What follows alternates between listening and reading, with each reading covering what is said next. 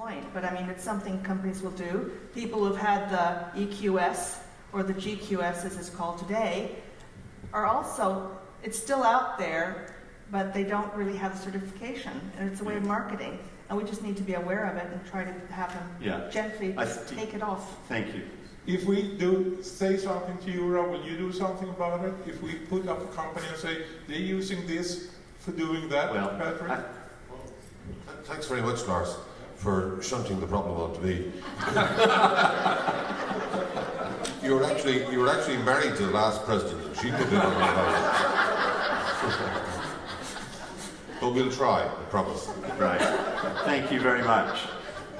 You handled that very smoothly, Patrick, I must say. We've got those same problems in North America, and I think it's about education.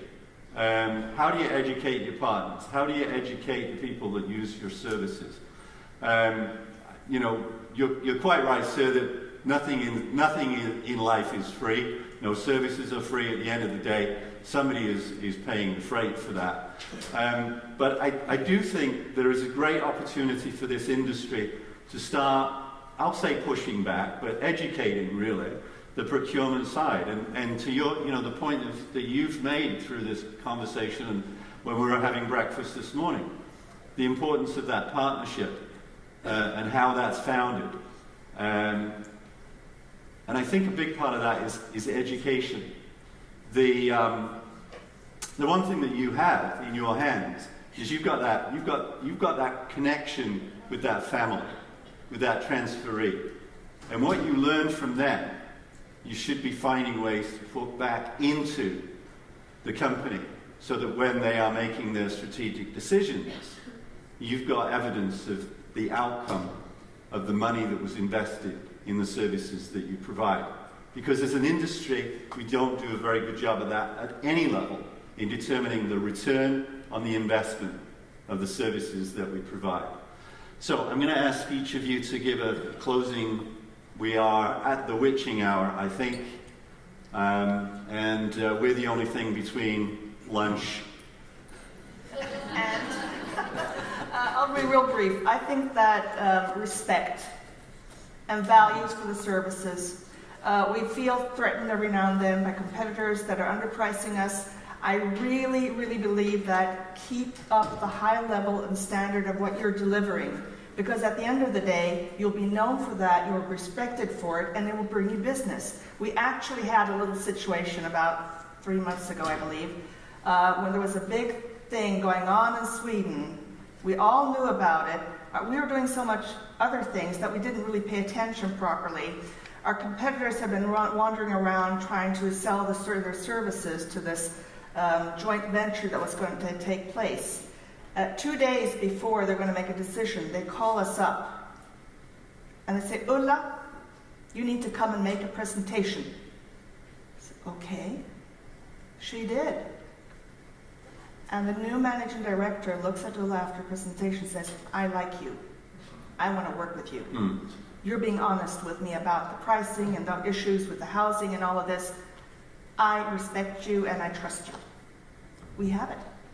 Monday we had 10 new people coming in. So it's really trying to continue to deliver good standards and the service that you provide for your clients, whether it be RMCs or direct contacts. I think that's where it is. And quite frankly, some of the RMCs we work with today, we did not go out for tenders. They got the big multinational company, and the company said, you know what, when dealing with the Swedish market, you'll be working with Nordic Relocation. So we didn't have to deal with all the pricing as we're having issues with today.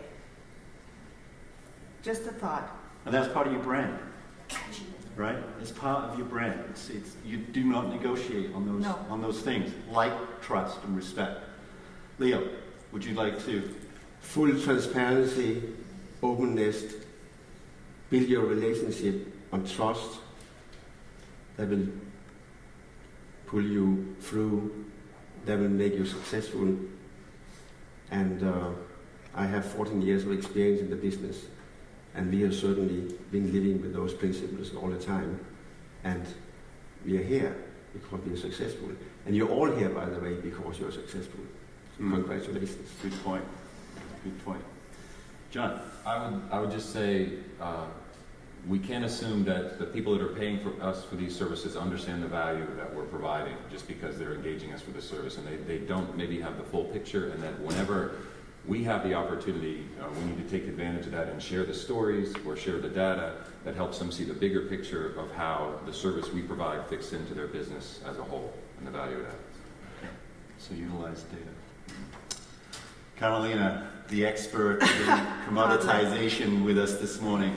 Well, I think the thing that strikes me is that if we are going to specialise, is not to forget that we specialise for different market segments. And I see this market starting, we saw this earlier on today, diversifying, and therefore if we specialise, we have to specialise to those different market segments. It's not just relocation services anymore. A relocation package that we provide to an executive with a spouse and 3 children is very different to what may be required for the under 25 groups or the student groups. So I think for me there's something about understanding how we specialise our services for those different marketplaces. And maybe for the under 25s we sell our time. It's by the clock, you know, it's by the minute or by the question or however we do it. So thinking about how the market is changing and therefore what products we need to change to meet that need is the message for me. Great. Thank you very much. So a couple of takeaways then from the discussions this morning. We heard about training, the importance of training. We heard about the need to hire the right people within the organization. And really about the power of relationships and trust and building that in as part of your, as Steve Jones said yesterday, you know, part of your brand.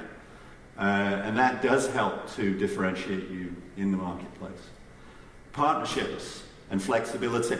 And that, you know, I think that comes back to the point that you made just a moment ago. How do you maintain that flexibility in terms of providing services at different levels for the different expat populations that you're trying to service?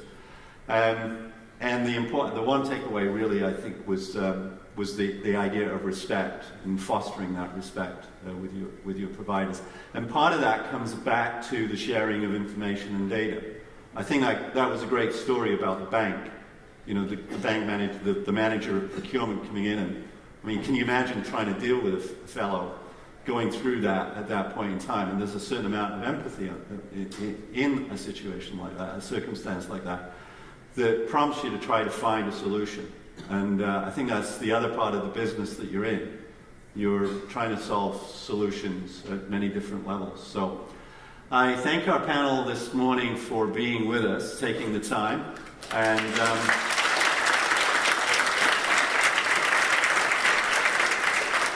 it has been a pleasure to serve as the moderator this morning. I will hand you back over to our wonderful MC. Thank you. Thanks, Steve, and thank you all, Carmelina and Åsa and Leo and John. Thank you very much indeed for a fantastic session. Now listen, just before you go, and please be back here at 2:15 on the dot. I would encourage you all, if you haven't already done so, to have a look at the silent auction. Otherwise, Patrick is going to be all over the world. And, you know, he needs to be at his desk solving all these problems you've just dumped on him. So really, please take some of the weight off his shoulders. Back here, please, at 2:15 for our final session. Right over.